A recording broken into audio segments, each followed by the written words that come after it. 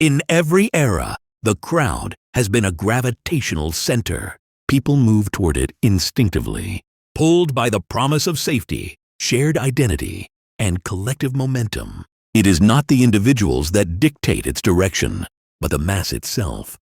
Slow, heavy, and predictable. Within it, variance is absorbed, dissent is silenced, and edges are smoothed until nothing sharp remains. The crowd consumes differences, not by argument, but by weight, burying them under layers of sameness until all distinction disappears. You think the crowd protects you. You think the noise means safety, but the noise is camouflage. Not for predators, but for the powerless hiding inside. The truth is colder. When you step into a crowd, you step into a machine that does not recognize you. It is not interested in who you are, only in whether you align. And the moment you drift from its rhythm, the same warmth you sought will turn into the cold bite of exclusion. You want to believe that standing among many gives you strength, but strength diluted is strength destroyed. Machiavelli understood this when he wrote that men are so simple and so subject to present necessities that he who deceives will always find those who allow themselves to be deceived. In the crowd, that deception comes easily because the individual no longer questions. You feel safe because everyone else seems safe. But safety born from imitation is not safety. It is submission. The crowd rewards sameness. It punishes deviation, not because deviation is wrong, but because deviation exposes fragility. When you act outside its pattern, you force the others to question their own. That is why the mob shouts, why the assembly jeers, why the collective demands conformity. They cannot permit you to remain different, because if you can survive apart, then their dependence on the group becomes obvious. And once they see their own chains, the entire illusion begins to fracture. This is why the smartest people keep their distance. They are not hermits. They are not misanthropes. They are strategists who know that proximity to the crowd is useful only when it is temporary. They move through it like a shadow, visible but untouchable. They hear the rumors, read the mood, extract the information they came for, and when the moment comes for the crowd to turn in unison, they are already gone, watching from the safety of higher ground. You think being part of something bigger than yourself gives you meaning, but meaning crafted by the crowd is a chain you will polish yourself. They will give you a role, a script, a set of lines to speak, and you will convince yourself it was your choice. You will march in step, convinced that movement is progress. But the truth is that the crowd's direction is rarely your own, and every step you take with them is a step away from yourself. So you create distance, not the loud kind that draws attention, but the quiet kind that feels invisible. You appear to belong, but you are never embedded. You learn to stand just far enough away that you can watch without being pulled into the current. The crowd may try to absorb you, but your detachment makes you ungraspable. Invisibility within the crowd is temporary. Extraction from it is permanent power. And in the silence that follows, you will hear what they never can. In every mass of people, individuality collapses into something heavier and slower. The combined energy forms a single will, moving with its own rhythm, feeding on shared impulses, and resisting any force that does not conform. It does not think. It reacts. It does not reason. It responds. And once its movement begins, there is no single hand guiding it. Only the weight of its own momentum, pressing against anything that resists. A crowd is not a collection of people. It is a single organism that exists to protect itself. And you, if you step into it, become a part of its body. You will move when it moves. Speak when it speaks, and think only what it allows you to think. The longer you remain inside, the less you will remember what it felt like to stand apart.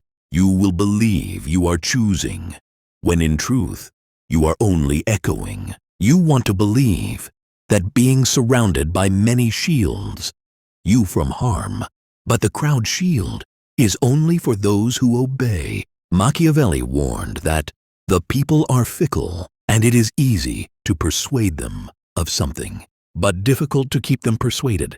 Today they lift you up, tomorrow they crush you beneath their feet. Not because you changed, but because their mood shifted. The organism does not love, it consumes, and when you are no longer useful, it will spit you out without a backward glance. Inside the crowd, truth is irrelevant. What matters is the pulse, the rhythm that surges through every voice, every movement, every shared expression. Reason is drowned in the repetition of slogans, in the fever of agreement. Facts dissolve under the weight of the majority's will. The lie that feels good will always travel faster than the truth that feels cold. And once the lie has momentum, no evidence can stop it, because the crowd is not seeking truth. It is seeking unity. This is why the smartest among you remain still when the crowd is moving. They do not match the chants. They do not mirror the fury. If the crowd grows angry, they remain unreadable. If the crowd cheers, they keep their face calm. Because the moment you move in sync, you surrender your identity. And once the crowd knows it can pull you into its rhythm, it will never stop pulling. Your greatest weapon in the presence of the crowd is emotional neutrality. You can be there without being theirs. You can watch the current without stepping into it. Every outburst they make is a chance to learn how they move, how they feed, how they destroy. And the less you give away, in expression, in tone, in action, the less the organism can use to bind you. Detachment becomes your shield. Stillness becomes your armor. And while they burn their energy devouring themselves, you will remain untouched. In every group, the desire for agreement becomes stronger than the desire for truth. A decision made in full view must satisfy not the demands of reality, but the comfort of the majority. What begins as a clear objective becomes blurred through discussion, softened through compromise, and stripped of anything sharp enough to cause discomfort. Consensus promises unity, but beneath it, something vital is always lost. The precision of purpose. Consensus feels safe, and that safety is the first trap. You convince yourself that a decision everyone supports must be the right one. But the moment every voice has shaped it, it is no longer yours. What could have been decisive becomes diluted, reshaped until it offends no one, and therefore moves nothing. Every concession you make to gain approval chips away at the power you thought you were building. You tell yourself you are being strategic by gathering input, but the truth is harsher. Machiavelli warned that the one who adapts his policy to the times will succeed, but adaptation is not the same as surrender. Consensus is surrender. The more minds involved, the more each one carves away a piece of your intent. Soon, what remains is not strategy, but survival. A plan designed to avoid blame rather than achieve victory. You think listening makes you wise, and it does, until listening becomes obeying. Leaders who bend to public opinion stop leading and start following the very people they claim to guide. The crowd does not ask for truth. It asks for comfort. And to give it comfort, you will blunt your edge, conceal your ambition, and bury any decision that risks offense. That is how bold ideas die. Not in failure, but in negotiation. The smartest people understand that the more decision makers there are, the weaker the decision becomes. They appear open to advice. They allow others to speak. They nod as if persuaded, but inside, the decision was made long before the conversation began. This is not arrogance. It is survival. Because when your plans are filtered through the crowd, they are no longer your plans. They belong to the group, and the group will claim the right to change them. The tactic is simple. Build your decisions in isolation. Seek information, not permission. Appear to take the counsel offered, but filter it privately, keeping the core untouched. Let the crowd believe it shaped your thinking, while in truth, you are only feeding it an image. The illusion of cooperation keeps them close. The reality of secrecy keeps you free. In this way, you preserve both the appearance of unity and the reality of control. In a crowd, noise becomes currency. Every voice competes for space. Every mind rushes to contribute, and the air fills with a desperate exchange of words. It is in this frantic competition that weakness exposes itself. The ones who must speak reveal their intentions, their fears, and their desires. The one who does not speak reveals nothing, and by revealing nothing, they become the most dangerous presence in the room. You have felt the pull before, that subtle itch to fill the silence. The moment stretches, and your instincts scream to occupy it with words, to prove you belong, to signal that you understand, that you are aligned with the group. But the second you give in, you bleed information. They hear the tone of your voice, the choice of your words, the timing of your reply. All of it becomes ammunition in their hands, and they will use it. Not always today, not always openly, but eventually. Silence in this environment is not absence. It is a mirror. It reflects the anxiety of others back at them.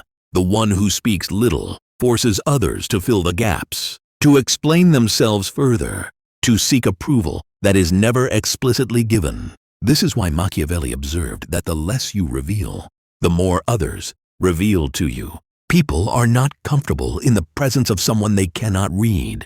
They begin to project, to imagine intelligence, disapproval, or hidden power in your stillness. The image they create of you is often more potent than the reality you could ever speak aloud. You may think silence is passive, that it surrenders control, but in truth, it shifts control entirely to you. When you speak sparingly, your words gain disproportionate weight. People lean in when you finally decide to break the quiet. They study your expressions, analyze your pauses, and begin to believe that you speak only when it matters. This belief is power. It places you above the noise without requiring you to compete with it. In a crowd, those who talk endlessly are forced to constantly feed the image they have built for themselves. They must keep performing, keep entertaining, keep justifying their position. You, on the other hand, remain untouchable. Every moment you withhold speech is a reminder that you are not playing the same game. They are on the stage, exposed to every glance. You are in the shadows, watching without being watched. Controlled silence is not merely about restraint. It is about strategic timing. The mistake most make is to remain silent only until they are directly addressed, and then to answer fully, spilling more than is necessary. The mastery lies in answering briefly, with precision, so that each word lands with deliberate weight. Let others stretch their sentences until they trip over them. Let them offer unnecessary details, clarifications, and reassurances. Every extra word they speak digs their position deeper into the open, while yours remains hidden. The crowd will test you. They will attempt to pull you into the flow of conversation, to make you react, to break your stillness. The inexperienced believe they must resist all speech entirely, but this creates suspicion without influence. The correct approach is to speak last. Let the noise consume itself. Let every opinion be aired, every argument exhausted. When you finally choose to speak, your words will carry the advantage of hindsight. Every weakness exposed before you has already been laid bare, and your statement will seem sharper for it. In the end, silence in a crowd is a weapon because it forces others to reveal themselves. While you remain unreadable, words are irreversible. Once spoken, they belong to the listener, but silence is yours to keep. The one who commands it does not merely avoid the traps of the crowd. They become the trap. Among animals, survival once depended on the herd. Safety came in numbers, protection in unity, and acceptance meant the difference between life and death. This instinct was carved deep into the human mind, a reflex that whispers even now.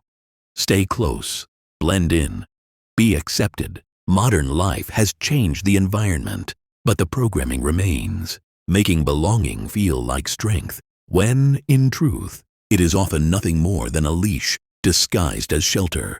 You think belonging gives you security, but in reality, it binds you to silent rules you never agreed to. The crowd tells you it is unity, but it is unity on their terms. A fragile contract that lasts only as long as you move in their direction. The moment you slow or turn away, the same group that welcomed you will close its ranks and leave you outside. It is not love. It is conditional loyalty. You are kept not by their affection, but by their quiet threat. Conform or vanish. The hunger to be accepted makes you easy to control. You stop saying what you truly think. You adjust your tone, your manner, even your values, not because you believe in the change, but because you fear the cold that comes with isolation. This is the trap. The crowd sells you warmth, but the price is your independence.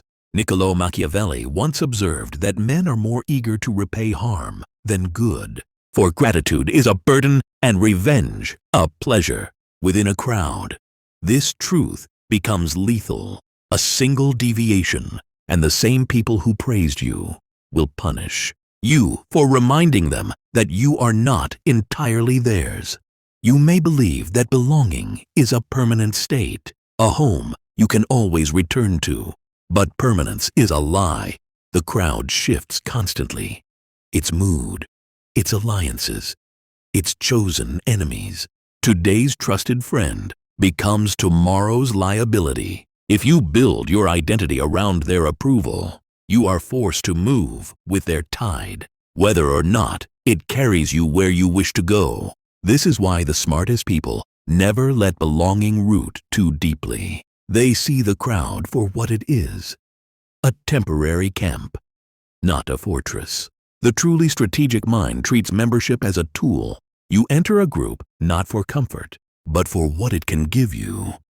Information, resources, access to someone you cannot reach alone. You take what you need, but you do not linger. The moment the benefits are outweighed by the cost of compliance, you withdraw. You do not announce your exit. You leave quietly, without forcing the crowd to turn on you. And without burning the bridge you may need again. In time, you will notice something strange. When you no longer crave their approval, you walk differently. You speak more plainly. You feel the subtle fear they live with, the constant scanning for signs of rejection. Fall away from you like old skin. The crowd will sense it too. Some will envy it. Others will try to pull you back in, but you will know the truth they cannot bear to face. The moment you no longer need to belong, you are beyond their reach, and that is when you become untouchable. From within the crowd, perception collapses. Noise drowns signal. Every voice bleeds into the next. until all that remains is a blur of emotion, movement, and confusion. The individual dissolves into the collective, losing the sharpness of thought to the haze of shared impulse. This blindness is the natural state of the herd, and it is the perfect environment for predators. You feel it when you are inside. The constant pressure to respond, to match, to react. Every move becomes a reflection of the energy around you, and before long, you forget that the crowd is steering you more than you are steering yourself. That is why the predator never stands among those he hunts. He waits above them, where the sound becomes muted and the chaos takes shape. From there, the individual no longer drowns in details. He sees currents, surges, and patterns others cannot. It is here that power sharpens.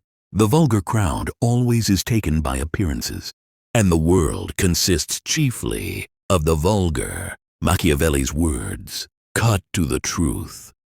Distance transforms the spectacle into a map.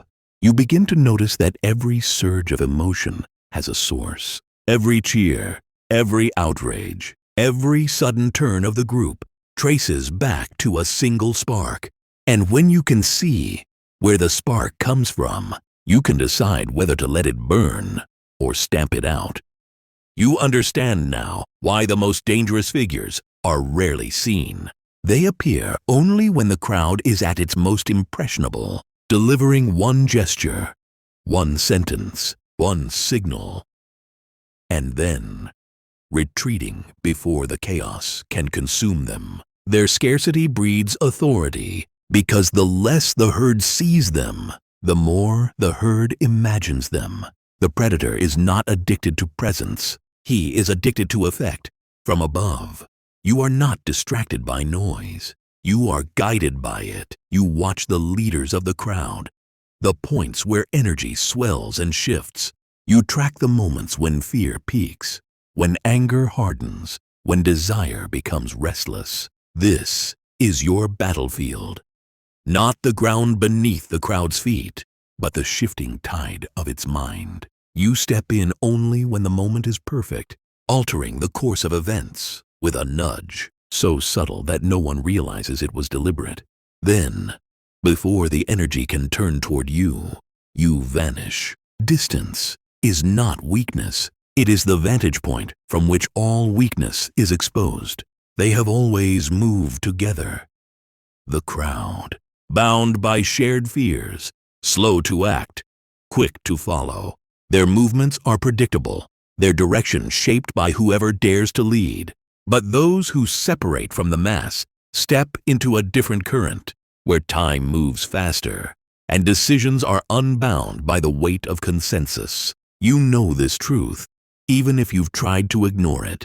The moment you detach from the crowd, the noise fades, and the path clears. At first, the silence feels strange. You've been conditioned to measure your pace by others, to look sideways, to adjust your stride, to make sure you're not too far ahead. But when you stop matching their rhythm, you discover how much of your life was wasted moving at their speed.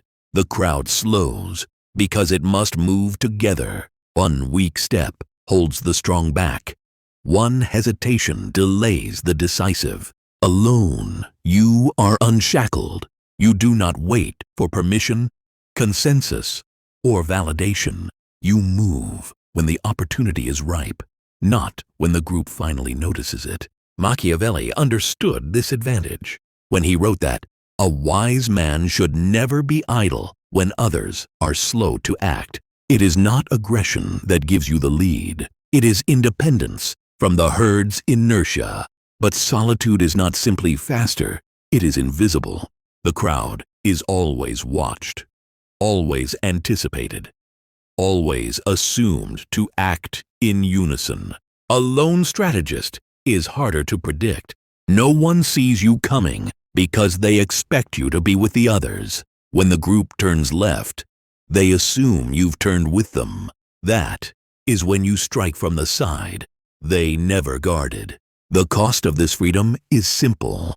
You will be misunderstood. Those in the crowd will see your absence as arrogance, coldness, even weakness. Let them. Their need for constant company is the very chain you've removed from your own neck.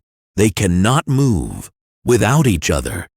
You cannot move without yourself. That difference makes you faster, sharper, and far more dangerous. History's most cunning minds understood this balance. They knew when to step into the crowd, not to belong to it, but to use it. The crowd is a resource, a force that can be aimed and released, but only a fool mistakes a tool for a home. If you live among them too long, you begin to move as they move, think as they think, and die as they die. So you make solitude your base of operations.